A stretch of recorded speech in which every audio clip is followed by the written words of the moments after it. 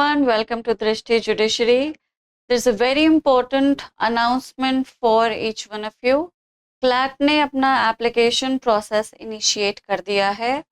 Right, so from 15th of July onwards, you'd have the online portal open for filling out application forms.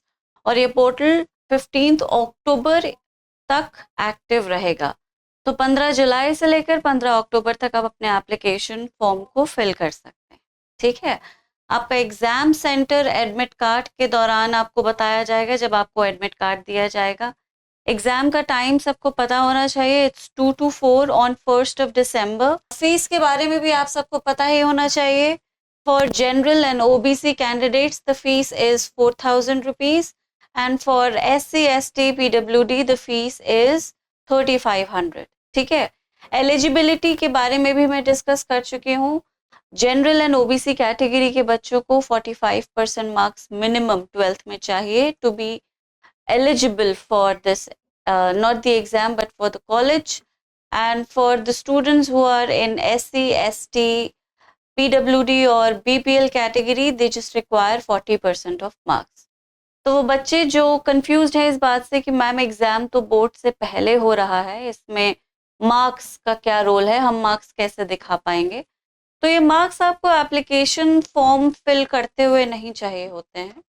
जो आपका counselling या admission process है वो boards खत्म होने तक शुरू नहीं होता है.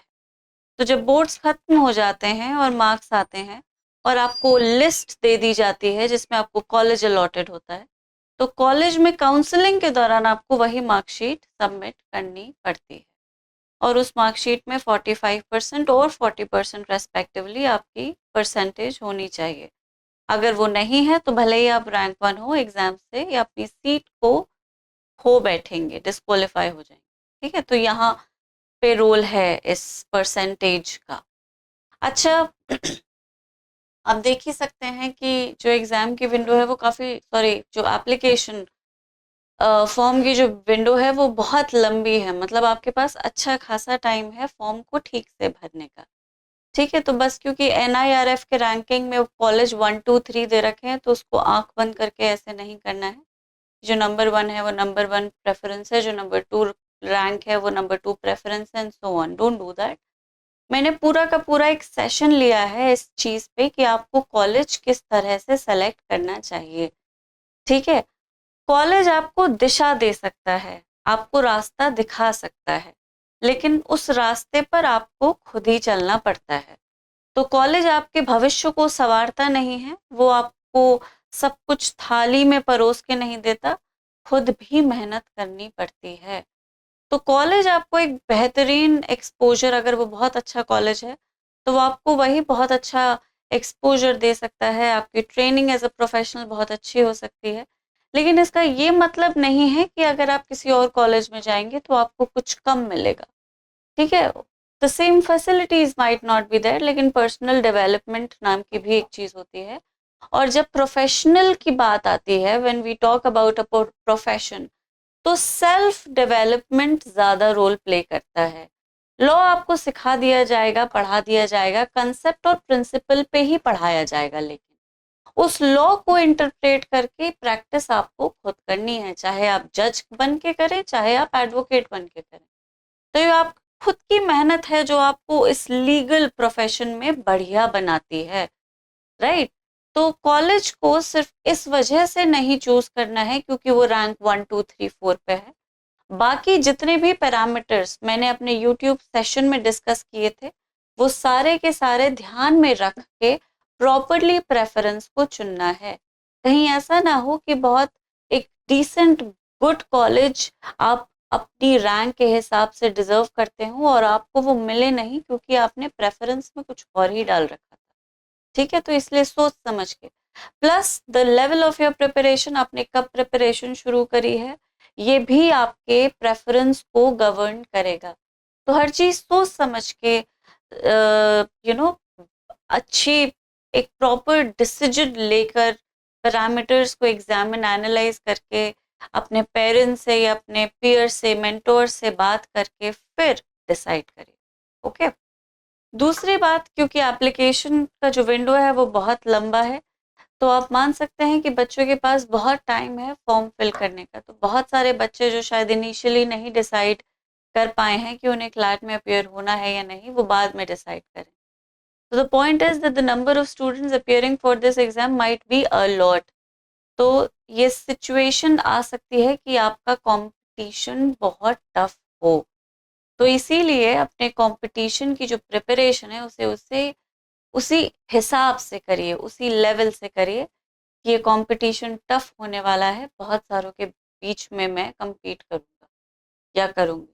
ठीक है, तो प्रिपरेशन और प्रैक्टिस दोनों साथ चलेगी, रिवीजन और प्रैक्टिस दोनों साथ चलेगी।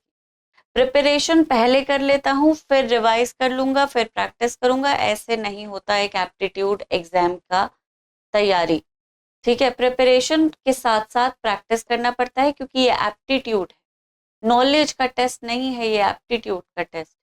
ठीक है, तो जो जो प्रिपेयर करेंगे उसे इमीडिएटली प्रैक्टिस करते जाइए, और जब जब प्रिपरेशन खत्म होती जाएगी या खत्म हो जाएगी, तो जो जो रिवाइज करते जाएंगे उसे भी प्रैक्टिस करते रहिए। प्रैक्टिस आपकी डेली होनी चाहिए, कोई भी ऐसा दिन ना जाए एग्जाम तक जिस दिन आपने पैसेज सॉल्व नहीं किया, चाहे वो किसी भी सब्जेक्ट का हो। इनफैक्ट अब के टाइम में अब आपको 2 सब्जेक्ट अपने प्रिपरेशन में प्रैक्टिस के लिए इनकॉर्पोरेट कर देने चाहिए। इस वक्त आपको 2 सब्जेक्ट के पैसेजेस रोज सॉल्व करने हैं। 2 सब्जेक्ट वो कौन से होंगे आप सेलेक्ट कर लीजिए अपने हिसाब से। जीके भी थोड़ी-थोड़ी रोज पढ़ते रहिए, क्योंकि जीके की रेलेवेंस अब के टाइम से ज़्यादा इम्पोर्टेंट है। अब जो खबर आ रही है, स्पेशली जो जून से आई हैं, वो दिसंबर में बहुत इम्पोर्टेंट है। लास्ट 6 मंथ्स का जो करंट अफेयर है वो सबसे ज़्यादा इम्पोर्टेंट होता है। ठीक है? मतलब जनवरी से लेकर मई तक अनइम्पोर्टेंट नहीं है, लेकिन जून से लेकर नवंबर तक ज़्यादा इम्पोर्टेंट। ठीक है, तो जून से लेकर नवंबर तक के करंट अफेयर्स आपके कंपेंडियम में बहुत अच्छे से जॉट डाउन होने चाहिए। तो सही तरीका यही है कि आप रोज पढ़ें, ताकि immediately sorry at the end आप पे एकदम एक पहाड़ ना टूट पड़े, क्योंकि इकट्ठा सब कुछ करना बहुत मुश्किल हो जाए। ठीक है, तो इसी तरह से मेरी इन एडवाइस को अपने प्रिपरेशन के दौरान ध्यान रखिए। आप ज़रूर कॉलेज निकालेंगे।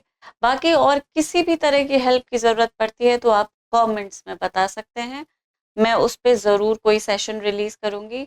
इसके अलावा अगर आपको प्रॉपर गाइडेंस या मेंटोरशिप में प्रिपरेशन करनी है तो दृष्टि के प्रोग्राम को आप ज्वाइन कर सकते हैं। ठीक है, तो दैट्स इट फॉर टुडे। इस नोटिफिकेशन का ध्यान रखिए, क्योंकि एप्लीकेशन फॉर्म खुलने वाला है, तो आप पहले से ही तैयारी करना शुरू कर दीजिए। Okay, try preparing for it. Colleges वगैरह के बारे में पढ़ना शुरू करिए, कौन से कॉलेज में क्या है, कौन सा कॉलेज किस चीज़ के लिए अच्छा है, फी स्ट्रक्चर का क्या क्या है, फैसिलिटीज़ क्या क्या है, हर चीज़ को ध्यान में रख लीजिए और उसके बाद फिर फॉर्म फिल कीजिएगा। ओके, चलें फिर मिलेंगे बहुत जल्द, तब तक सब अपना ख्याल रखें। Thank you so much everyone, take care.